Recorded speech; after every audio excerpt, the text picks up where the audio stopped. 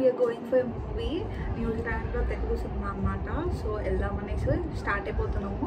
Cinema ఎట్లుంటుంది ఏంటిది అసలు ఏం సినిమా అనేది నేను మీతోనే షేర్ చేసుకుంటాను. వెల్కమ్ టు మై ఛానల్ న్యూజిలాండ్లో తెలుగు అమ్మాయి.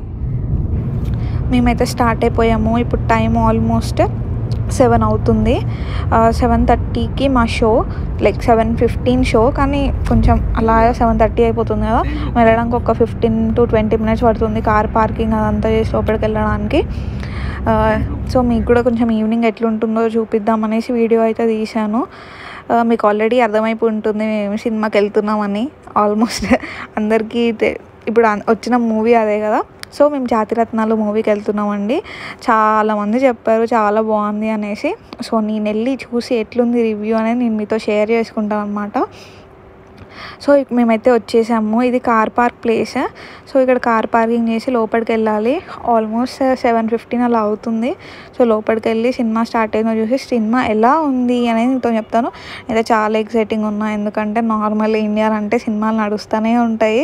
ఇక్కడ ఏవో కొన్ని సినిమాలు మాత్రమే వేస్తారు కదా, ప్రీమియర్ షోస్. అట్లా జాతిరత్నాలు వేస్తున్నారు ఇంకా, లేకపోతే మిగతా అన్ని టీవీలలోనో ఎలాగో చూసుకోవాలి. నెట్ అదేంటిది అమెజాన్ ప్రైమ్లో వచ్చినప్పుడు అలా. సో మేమైతే లోపలికి వెళ్తున్నాము. సినిమా ఎట్లుందో చూసి మీకైతే రివ్యూ ఇస్తా.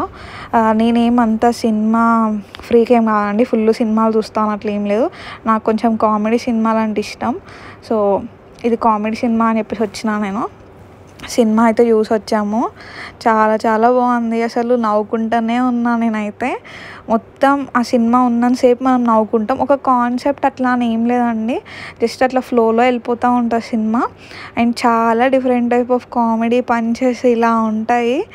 దాంట్లో కొన్ని అయితే పాలకూర పప్పు, శ్రీకాంత్ అన్న తోపు, ఇలాంటి కామెడీస్, ఇంకా గూస్ పింపుల్స్. నాకు కూడా సినిమా చూస్తే గూస్ పింపుల్సే వచ్చాయి.